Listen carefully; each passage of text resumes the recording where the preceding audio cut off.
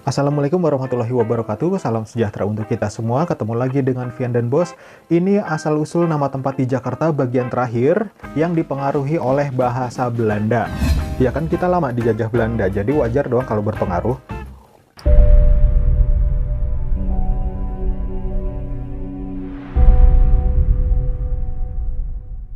Nah, kalian kalau mau ke Taman Mini lewat Jalan Raya Bogor nih ya, di situ kan ada pertigaan Hek ya. Jadi beloknya ke kiri kalau dari arah Kramat Jati, kalau dari arah Bogor itu kan beloknya kanan. Nah, pertigaan Hek ini yang saya maksud ya, masuk ke wilayah Jakarta Timur. Asal mula kata Hek itu dari bahasa Belanda yang memang tulisannya Hek, tetap ya sama, nggak ada perubahan.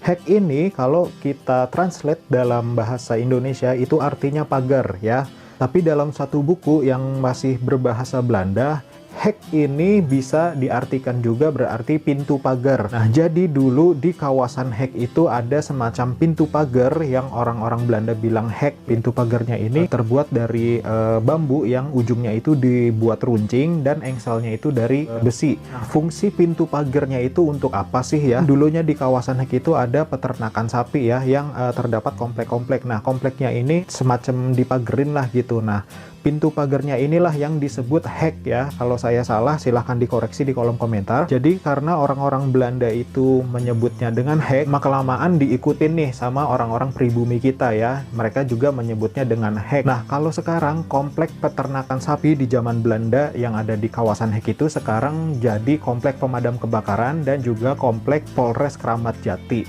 Itu tadi asal mula kata Hek. Gimana menurut kalian yang tinggal di Hek dan sekitarnya? Silahkan tulis di kolom komentar.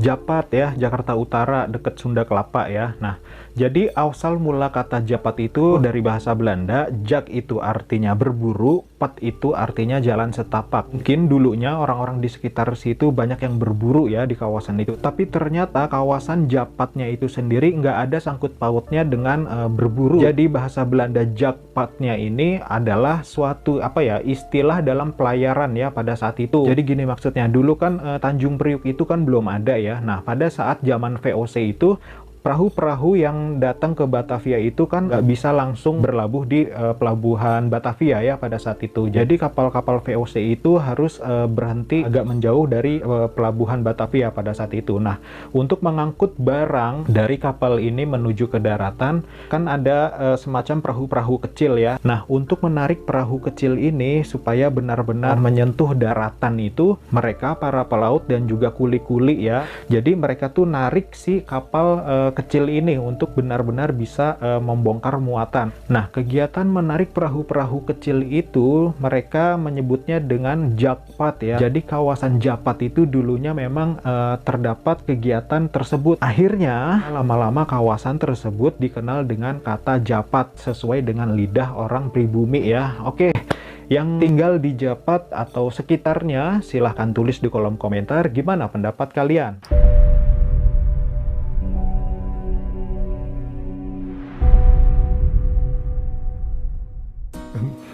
Ini Palmerah dulu saya sering lewat ya, ada mantan di situ. Oke, lanjut. Palmerah asalnya dari bahasa Belanda, pal ya, artinya tiang atau tonggak ya. Nah, merahnya ini nih yang jadi pertanyaan dari mana? Nah, jadi begini, sekitar tahun 1700 pertengahan di sana ada semacam pohon yapan ya.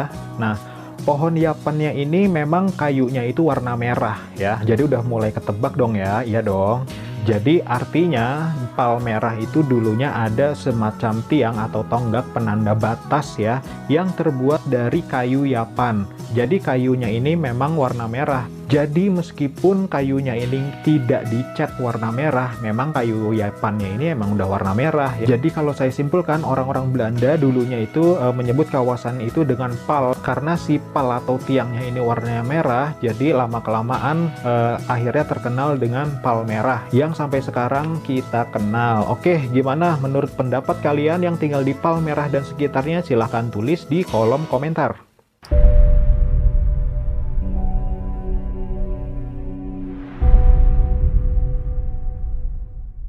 Oke, kawasan elit nih, kawasannya orang-orang tajir ya. Jadi asal mula penamaan Pluit ini masih berasal dari bahasa Belanda yang dipercaya banyak orang itu dari asal kata fluid ya, artinya bunyi suling ya. Tapi ternyata asal mula penamaan Pluit ini memang tidak ada kaitannya dengan bunyi suling ya. Tapi melainkan ini terjadi di zaman VOC ya, sekitar tahun 1660 di kawasan Pluit itu dulunya berasal dari bahasa Belanda yang ejaan lengkapnya itu fluid ship ya. Nah, yang artinya kapal panjang dan juga bentuknya kayak ramping gitu ya. Nah, jadi dulunya di kawasan Pluit ini di zaman VOC sekitar tahun 1660 banyak fluid ship yang sudah tidak layak untuk berlayar atau melaut, jadi ditempatkan di sekitaran situ ya. Dan akhirnya kapal-kapal fluid ship yang sudah tidak layak melaut ini ditempatkan di sekitaran Muara Kali Angke yang waktu itu di sana masih terdapat benteng Veihof ya. Jadi kapal-kapal fluid ship yang sudah tidak layak pakai ini ditempatkan di sekitaran benteng itu untuk membantu pertahanan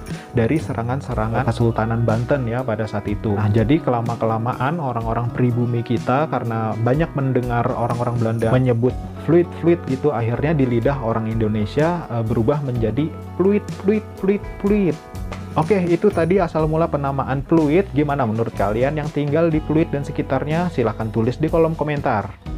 Jadi video ini adalah bagian terakhir dari asal mula nama tempat di Jakarta. Sebetulnya masih banyak lagi dari buku itu, tapi kalau kalian mau beli bukunya, linknya saya taruh di deskripsi ya. Di buku ini sih cuma ada 4 ya, nama-nama tempat di Jakarta yang berasal dari bahasa Belanda, cuma ada 4. Jadi segitu dulu video kali ini. Mohon maaf masih banyak kekurangan ini dan itu. Kalau kalian mau menambahkan atau mau menyanggah dan lain sebagainya, silahkan tulis di kolom komentar. Kira-kira apalagi misalkan kalau kalian tahu nama tempat di Jakarta yang masih berasal dari bahasa Belanda. Sekian dulu, terima kasih yang sudah menonton video ini sampai akhir. Terima kasih juga untuk para subscriber yang belum subscribe, silahkan pencet muka penjajah ini ya, nyalain tanda notifikasinya. Sampai ketemu lagi di video saya selanjutnya. Bye!